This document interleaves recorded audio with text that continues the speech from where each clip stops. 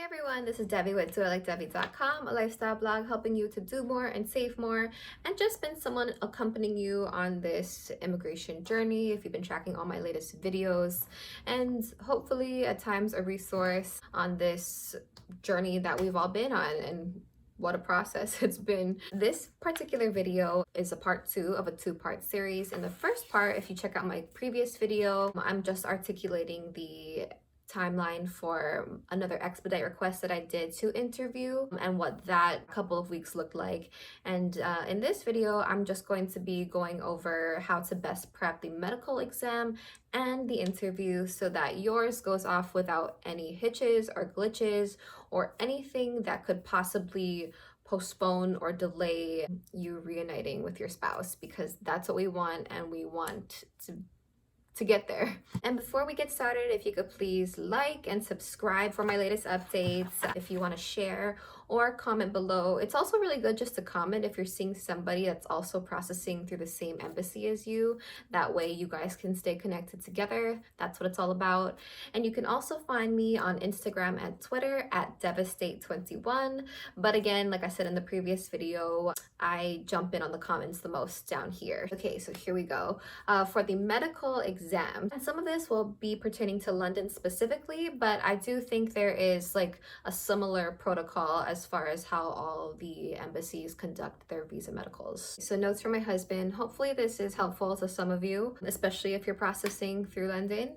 The medical exam took about 2 hours in total. It was at a different location, so if you've seen all over Visa Journey, Knightsbridge, it's at a different location just because of the whole pandemic situation. They had to kind of relocate just to manage, I guess, the ins and outs and like people coming in. Everyone was really friendly, so nothing to worry about there.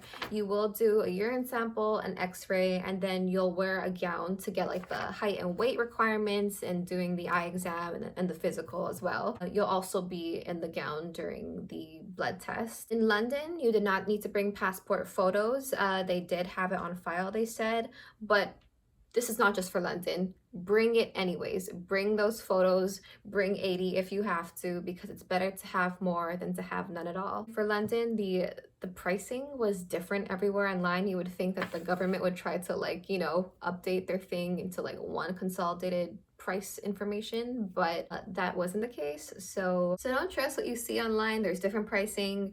Do trust that in the confirmation email for your medical appointment, it'll show £350, and that's before the cost of any vaccines that you might need. So $350, put that money aside. And questions that you should be prepared to answer, just standard stuff: drug or alcohol addiction, heart or liver problems, diabetes. Do you have any mental health problems, any previous surgeries, or any family historical conditions? And then STDs as well. So for London, at least in my husband's interview, they didn't ask to specify visa category, although everyone should just know that. But make sure that your foreign spouse who's going through this knows that they are like an IR1, CR1. No questions about tattoos. So I had just seen in some other people's videos, that sometimes in the medical exam, you'll have to explain your tattoos just to make sure that they know that it's not gang related.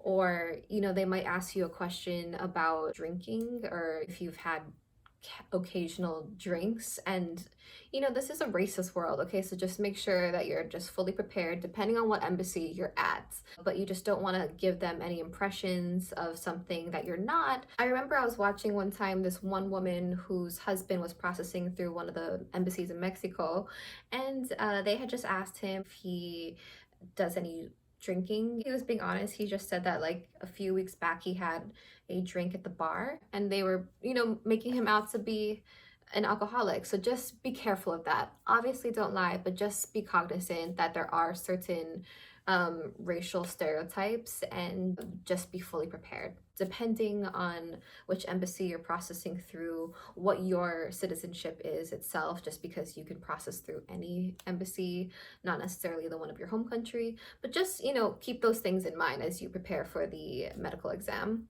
Another thing that's not up to date, at least again as it pertains to London, is the required shots and like the corresponding ages of what you have to get. Polio wasn't something that someone 18 to 65 needed to get, as according to the London chart, but my husband had to get that vaccine. Everything in total, with the exam itself and the 2 shots that he had to get, was 440 pounds. So that was a lot. And so like polio is part 1 and part 2, and his shot chart from when he was a kid showed that he at least got part 1. They weren't really sure about part 2, but it was actually more expensive just to get the blood test to see if he got part 2 at 60 pounds than just to get part 2 again at 50 pounds. So they assured us that there was like, no harm in like getting part 2 again in case he already had part 2 when he was a kid. So he just elected to get the shot. Again, if you can go to your general practitioner prior and get all those shots figured out, then even better for you. So you can avoid the fees at the actual medical exam. And at least in London, they do accept Apple Pay, so that's cool. London will send the exam results directly to the embassy, so they do let you leave with something about your immunization records. So that's just something that you'll bring with you to the port of entry to make sure that you have all the necessary shots to enter the United States. Once again, medical exam, go straight to the embassy. They'll call you if there's problems, but you won't hear from them if there's not. And allow at least 5 business days before if you're scheduling the interview yourself, allow at least 5 business days between the medical exam and the interview. And if you're processing through another embassy, just make sure at the end of your exam that you know that they're either going to give you a packet with your results, or you need to go pick it up, or they're going to mail it, whatever, or if they're going to forward it directly to the embassy for the interview. Make sure you know that. Takeaway tips for the medical: be ready to explain tattoos. Again, depending on what embassy you're processing through, some might not even ask you. Immunization records, most likely that's a requirement, but it really does help you save money just to prove that you've had these shots, that there's like an authorized stamp on it, just to make sure that like someone legitimate has given you the shot chart. Be ready to answer the question, when will you move? That seems to be the common popular question nowadays. My husband was asked that both at the medical exam and the interview. And then just research your embassy ahead of time. You can search on Visa Journey by embassy, look at those corresponding threads and reviews just to see people's past experiences, just to inform how yours is going to go down. And for the UK, you will need your summary care records. It shows up in your confirmation just to make sure that you have it from your GP. It's not listed everywhere, even on the actual embassy website, but that is a requirement, at least of 2020. You need your summary care records. I got into a fight on Visa Journey with someone from a different embassy that told me I don't need it. Don't know what that guy was doing on the UK embassy channel, but great. You need it. You need summer care records. Moving on to my husband's experience of the interview, the big takeaways, at least at the London embassy, was that everybody was really friendly. It wasn't very crowded. There was like maybe 2 solo people, him, one other guy, and a family during the time that he went. From beginning to end, start to finish, it was 30 to 40 minutes and he was out of there. There was no temperature check at the London embassy, but if you're processing through another one, obviously just be prepared for it. At least for my husband in London, they didn't ask for any copies of anything, just originals. And that probably doesn't come down to the embassy itself. It comes down to how well you prepared your files in SEAC and maybe like the labeling and stuff. If they have any questions, they might ask to see something again. But if everything was like very organized, then maybe you won't be asked for any copies. If you're going through London, you will go through a side entrance, not a main entrance. You will knock on that glass door just to say like, hey, you want to check my documents? Like just maybe like half an hour at the most before your interview time. You'll go through security. They'll check your phone and bring you in. And also for anybody now processing through London, just make sure that you know what you can bring into the embassy. I don't know if others have restrictions against phones or small bags, but you'll want to know that ahead of time just so you're not like scrambling and not knowing where to leave your phone if you can't bring it in. So once inside, you'll get a number.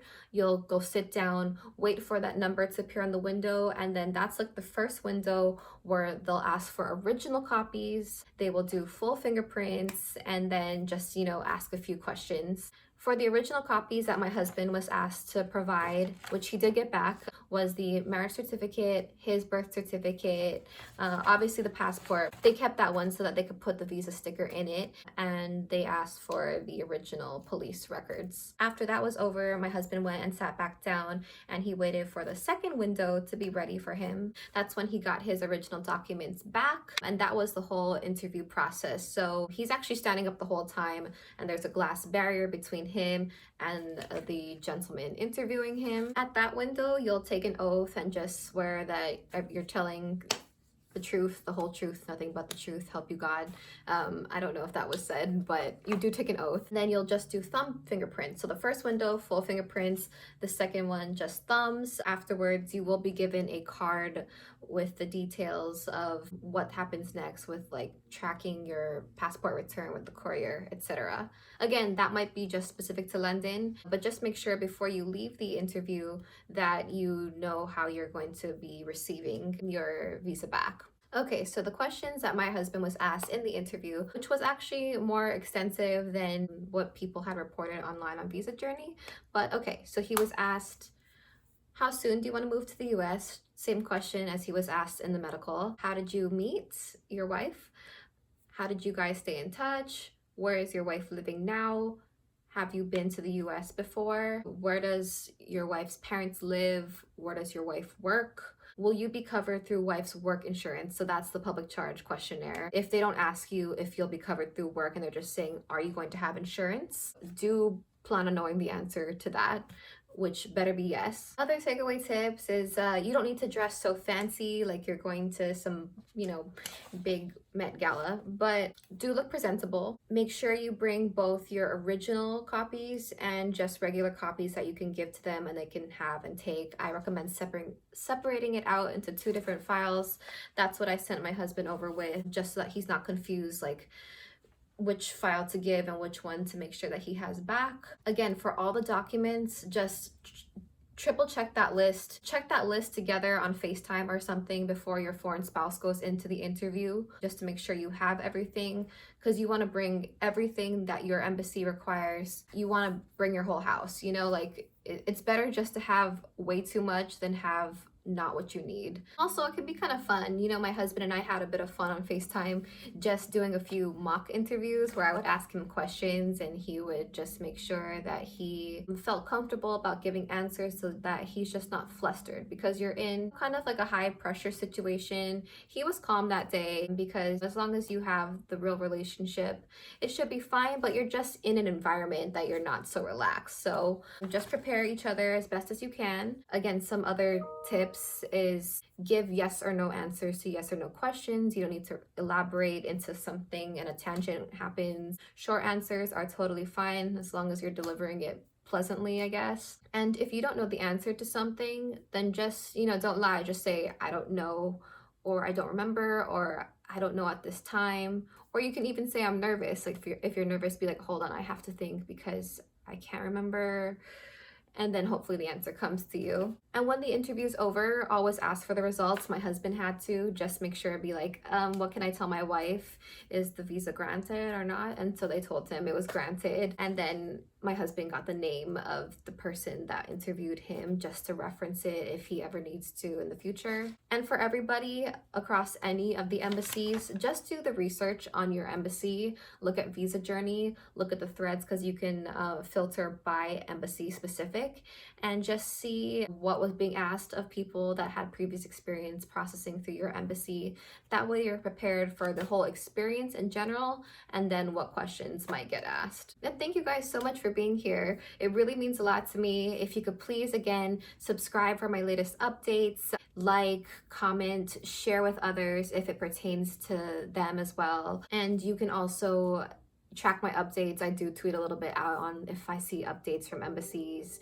It's at Devastate21. That's on Twitter and Instagram. And stay tuned for my future videos. I'll be articulating how long it takes us to get that visa in the mail, the port of entry, and transitioning to life in America, that kind of fun stuff. And you know what? Be proud of yourself. Be really proud that you've done this whole process together on your own, even if you're using an attorney. But if you're not, just you know, this is a really hard process. It's hard to be away from the person that you love. It's hard to not know what's going on with the whole pandemic situation and just trying to be patient while having to deal with like your reality at home, their reality overseas. Like, you know, we really deserve to give ourselves a lot of credit. So, giving credit to you guys, oh, I almost feel emotional. But it's I really hope the process goes smooth for everybody.